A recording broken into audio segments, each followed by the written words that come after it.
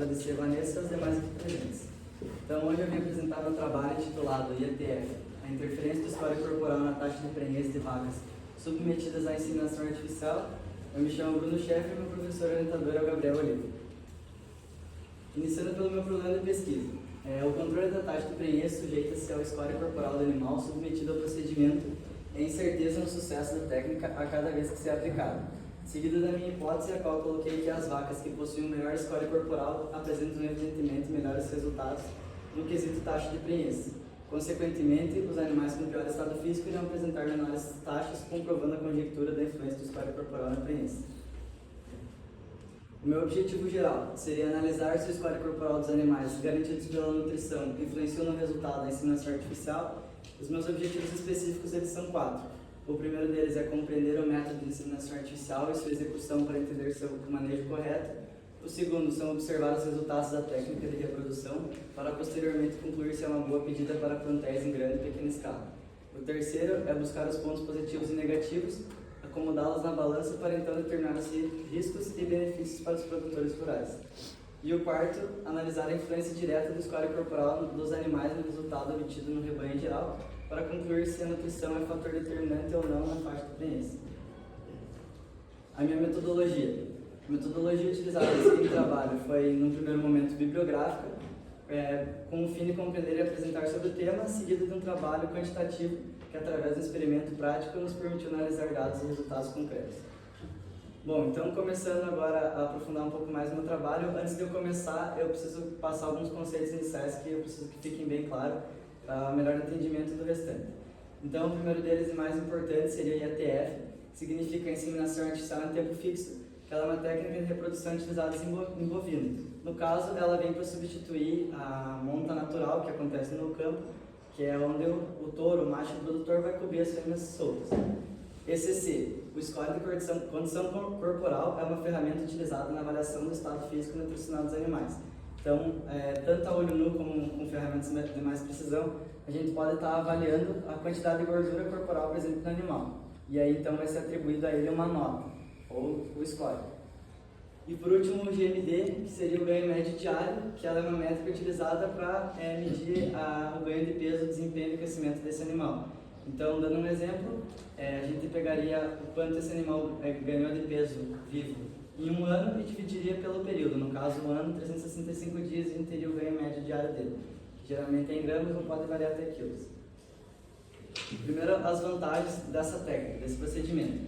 A primeira delas seria a concentração dos partos. Então, a gente sabe que inseminando os animais na mesma data, a gente vai ter no máximo uma diferença de 20 dias para mais ou para menos do período de 9 meses após a inseminação.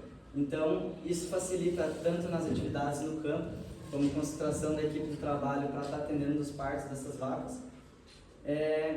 E o segundo é o controle sanitário, que reduz o risco de transmissão de doenças venéreas, já que a gente sabe que a técnica artificial ela é muito mais limpa, muito mais higiênica do que a monta natural, que está suscetível a várias doenças.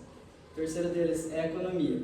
Aqui a menor necessidade de alimento eu coloquei dando um exemplo no rebanho de 1000 cabeças, onde teriam que ter um macho reprodutor para cada 20 fêmeas, a gente teria que ter 50 machos para cobrir essas fêmeas. Portanto, a gente poderia substituir com essa técnica todos esses machos por fêmeas que estariam gerando novos bezerros, novos terneiros no futuro. O quarto, aprimoramento genético. Então, esses animais que são, principalmente os terneiros que nascem das inseminações artificiais, eles são geneticamente superiores aos que têm monta natural. Isso porque hoje em dia no Brasil e no mundo a gente tem laboratórios especializados em selecionar genética, através da DEP, que ela é uma nota também atribuída ao touro, macho reprodutor, para saber as características dele, no parto, na cobertura, enfim. A eficiência reprodutiva, ela garante superioridade em relação à monta natural, até porque a gente sabe que ela, mesmo não tendo sucesso de 100%, ela é muito superior à monta natural, e o aumento na produção, no caso de diminuição no intervalo entre as gerações. Bom, então aqui eu trouxe duas imagens de uma tabela e 3 imagens aqui para representar o que seria o score de condição corporal. Então a gente vê que ele pode ser numerado de 1 a 5, indo de emaciação severa até a obesidade. Aqui eu tenho 3 exemplos de vacas, no caso são leiteiras, então elas vão acabar tendo um score naturalmente um pouco mais baixo, mas ali como a gente pode ver, temos aqui a visão traseira dos ossos do ilho, então aqui dá para ver nessa vaca de score 1,5 que a gente consegue observar muito bem esses ossos aqui, e já aqui nessa vaca de score 4,5 ele já quase não é aparente, isso porque ainda é um gado leiteiro, se fosse um gado de corte, esses ossos nem apareceriam. Bom, então o protocolo que foi utilizado no meu trabalho. O protocolo que foi utilizado foi da empresa Ourofino, que foi uma escolha particular do veterinário responsável. Então, ela se divide em 3 etapas de inseminação artificial. No caso, esse protocolo, porque ela pode variar até 70 dias de protocolo. No dia 0 seria o início do protocolo da TF, que é onde, primeiro de tudo, a gente vai estar fazendo um ultrassom para confirmar a não prenhez dessas fêmeas. Até porque pode acontecer um acidente de algum macho solto na propriedade, está cobrindo uma vaca e ela ir para o protocolo prenhe, o que pode gerar até um aborto involuntário dela. Então a gente precisa confirmar não prenhez para ler a sequência do protocolo. Então aqui vamos ter alguns hormônios que eu vou explicar mais para frente a função de cada um deles. O primeiro deles é 2 ml de sincrodiol, também o implante sincrogéstico, que também eu vou estar explicando mais para frente. E é no dia 0 que a gente vai estar anotando e avaliando o score corporal com base naqueles números que eu passei anteriormente. 8 dias depois, no caso, no dia 8, a gente vai estar fazendo a aplicação da prostaglandina com 2 ml de sincrocil, 1 ml de sincrocP e 1,5 de sincrocG.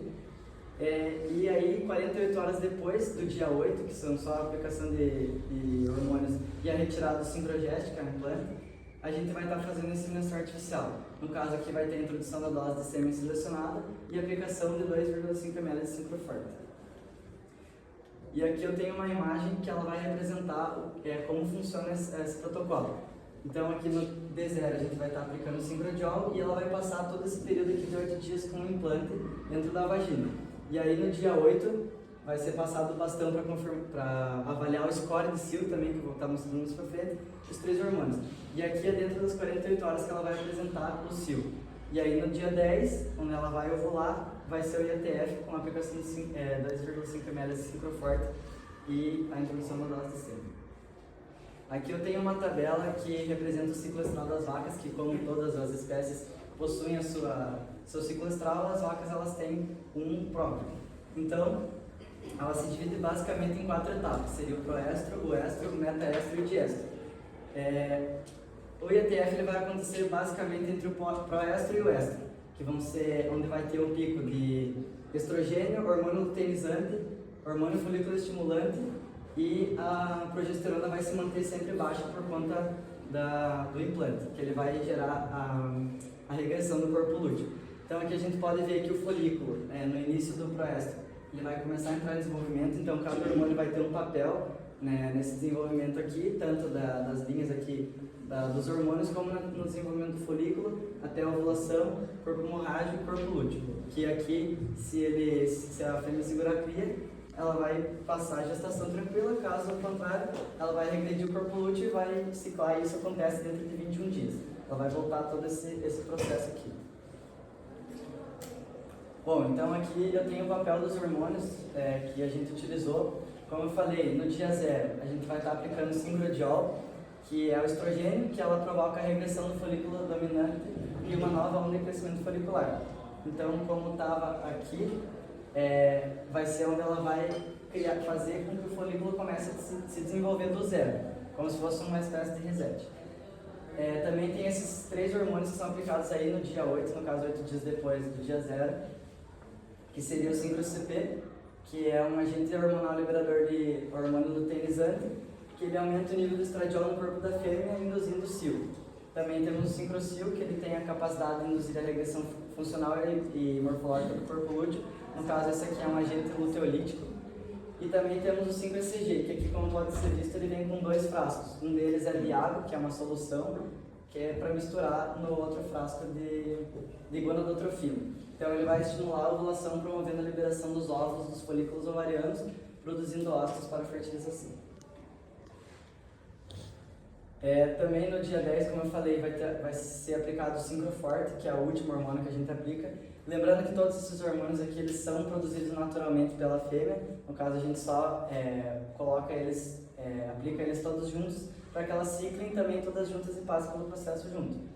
Então, esse Sincroforte, que no caso seria acetato de buzerelina, ele é um hormônio sintético análogo ao GNRH. No caso, o GNRH também é produzido naturalmente pelo cérebro da fêmea, e esse hormônio ele é um hormônio produtor de hormônio luteinizante e de hormônio folículo estimulante. Aqui tem o Sincrogest que eu havia falado, que é um implante que vai passar 8 dias dentro da vulva da fêmea. No caso, esse dispositivo ele vai liberar a progesterona para controlar o ciclo reprodutivo nos bovinos. A progesterona ela induz a regressão do folículo dominante, como tinha passado no ciclo estral anteriormente, e após a remoção do dispositivo, o sistema reprodutivo é liberado para permitir a ovulação. Já vou estar mostrando como que ele é e como que ele funciona. Bom, então aqui como eu falei, nos materiais e métodos do dia 0, esse aqui é o Sincrogest, que é o implante que vai ficar dentro da vulva da fêmea, e esse aqui é o aplicador utilizado no dia 0 também. Então, eles vêm embalar, esse aqui é comprado separado, ele é reutilizável, e esse ali a gente usa no máximo 2 vezes, vai depender do fabricante. No caso da Orofino, ele pode ser utilizado até 2 vezes. E aqui também tem um produto que ele vai esterilizar o aplicador cada vez que a gente introduzir ele na fêmea, a gente vai estar colocando ele num balde para estar fazendo a esterilização para ser um processo mais higiênico. Então aqui a gente vai pegar esse dispositivo e vai estar colocando ele dentro do aplicador com esse fio para baixo. E aí ele vai ficar com essas orelhas para fora e logo depois a gente vai fechar ele e guardar, ele vai ficar pronto para aplicação. Então essa parte aqui vai dentro da vulva da vaca e aí a gente aperta e ele vai ficar ali dentro. Essas aletas vão ser responsáveis por não permitir que ela saia de dentro. E lembrando que também esse aqui é um material feito de algo parecido com silicone, que é justamente para não machucar a fêmea. Aqui está o bastão que eu havia falado que a gente utiliza para identificar o cio. Então, no dia 8, no caso 48 horas antes da IATF, da inseminação artificial, vai ser passado um bastão, um spray independente. Da cor dele não interfere. Mas o que acontece? Aqui a gente pode ver que tem uma vaca sem manifestação de cio, no caso o score de cio é igual a 1, ele vai até 3. A gente pode ver que o bastão que foi aplicado no dia 8, ele se manteve intacto, ou seja, nenhuma outra fêmea que sentiu o cheiro do cio dessa vaca realizou a monta. Então ela não manifestou cio. Aqui a gente ainda consegue ver o bastão, mas já menos, então ela teve pouca manifestação de cio.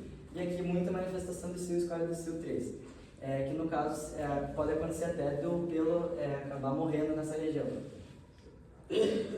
Aqui os materiais e métodos utilizados no D10. Ali está dia 11, mas isso vai variar do protocolo, né? Nesse caso foi no dia 10. Materiais necessários. Planilha, o software para coleta de dados, que também está tudo no meu trabalho, que eu já vou passar mais na frente. O botijão de sêmen com nível adequado de nitrogênio. Então, esse aqui é o botijão de sêmen, ele tem várias empresas, mas ele funciona da mesma forma. Ele vai ser guardado com nitrogênio líquido, que é para manter o sêmen resfriado a temperaturas baixíssimas. O próprio sêmen, que vai estar dentro do botijão. Os aplicadores, que são esses dois, aqui no caso tem 2 que estão sobre a mesa. As bainhas, que são essas que estão aqui nesse plástico. A pinça, o cortador de palheta, seja uma gilete ou uma tesoura, no caso aqui foi uma tesoura. Descongelador de sêmen, que é esse laranja aqui em cima, que ele vai funcionar mais ou menos assim. Para descongelar essa dose de sêmen tirando do botijão, ela vai ter que entrar em contato com a água a uma temperatura parecida com a do corpo humano, no caso 35 a 37 graus. Então esse dispositivo ele vai regular a temperatura dessa água automaticamente sem que a gente precise interferir. O termômetro também, caso vá ser feito de maneira manual, adicionando água fria ou quente, vai precisar do termômetro para verificar a temperatura da água. As luvas, para ser um processo higiênico, e papel toalha. Aqui estão algumas imagens do primeiro dia de ultrassom, no caso foi o D0, né, que a gente estava verificando se essas vacas não estavam prenhes quando vieram do campo. E aqui está o aparelho do ultrassom, debaixo da lona, que estava chovendo. E esse aqui é o tronco de contenção que é utilizado. Então as fêmeas elas entram aqui nesse espaço e elas vão ser separadas lá na frente individual para os veterinários estarem podendo mexer nela. Aqui está o lote de vacas escolhido, que no caso foram 10 vacas todas da mesma raça e mesma idade, no caso a Verdinha Angus, com aproximadamente 36 meses. Aqui também tem mais uma imagem, no caso do dia 10. Como durante o trabalho a gente fez 3 vezes a técnica e 2 vezes elas falharam completamente, a gente começou a criar algumas hipóteses, e uma delas seria que o sêmen não estava funcionando como deveria. Então a gente retira uma dose do botijão, coloca no microscópio para ver se os espermatozoides estão vivos. E no caso estava funcionando bem, então a gente deu sequência. E aqui está o bastão de identificação que eu falei, que eu mostrei lá. Então aqui todas elas estavam sendo passadas, porque esse aqui é o dia 8, e aí 48 horas depois que a gente avaliar se elas entraram em si ou não. Aqui tem mais algumas imagens do D10, aqui está a bancada de trabalho que a gente utilizou, no caso o botijão de sêmen, foi o que eu falei. Cada espaço desse aqui vai armazenar várias doses de sêmen. Ali está o descongelador, também é um forno eletrônico. A planilha utilizada, que dá para ver com mais detalhes. Os demais materiais ali, a bainha, a pinça, etc. Aqui eu deixei um videozinho das fêmeas que foram utilizadas. Elas depois da inseminação, então pode ver que todas elas saem tranquilas, sem nenhum estresse.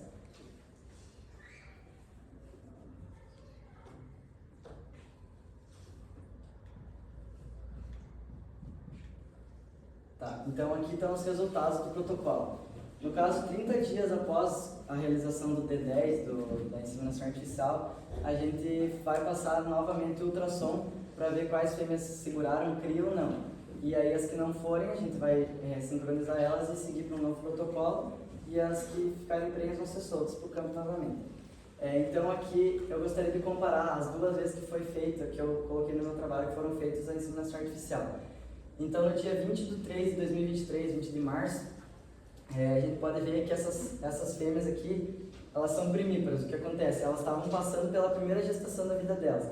Então elas estavam todas com terneiro ao pé, elas estavam amamentando. E isso acaba que elas têm que se nutrir para produzir leite, para preparar para a próxima gestação e para o desenvolvimento próprio delas. Então o score corporal delas, o mais alto aqui foi 3,5, mantendo quase todas aqui no 2,5, que é bastante baixo para elas.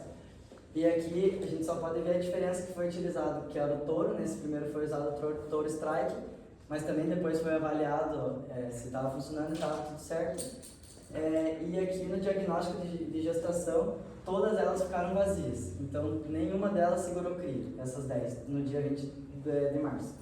Já no dia 12 de outubro, mudou um pouco. Primeiro porque essas fêmeas elas tiveram 7 meses aí para desmamar as crias, então as crias saíram todas de perto delas. Elas passaram um período só pastando para recuperar o score corporal delas, e aqui a gente já pode ver nitidamente a melhora. Bastante com 4,5, perto de até da obesidade, 3,5, 3 a mais baixo. E aí aqui a gente já teve um resultado diferente. No caso, 5 delas ficaram prenhas e outras 5 ficaram vazias, o que já é um resultado muito bom, no caso 50% de prenhez, de taxa de prenhez. Bom, então as minhas considerações finais: em vacas com uma condição corporal mais magra podem ocorrer alterações nos padrões hormonais, em particular a produção de hormônios relacionados à reprodução, como o hormônio liberador de gonadotrofinas, GnRH, o hormônio luteinizante, LH, e o estrogênio podem ser afetados. Essas alterações hormonais podem, por sua vez, impactar o ciclo estral, a ovulação e a capacidade de concepção. Aqui está o meu referencial bibliográfico. E aqui, primeiro eu deixei uma breve homenagem ali, que graças ao meu avô, ao meu pai e minha mãe que estão aqui, que me fizeram ter vontade de procurar mais sobre esse tema. E uma frase que eu mesmo criei, que quando consideramos o bem-estar animal, precisamos enxergar o mundo através dos olhos dos animais.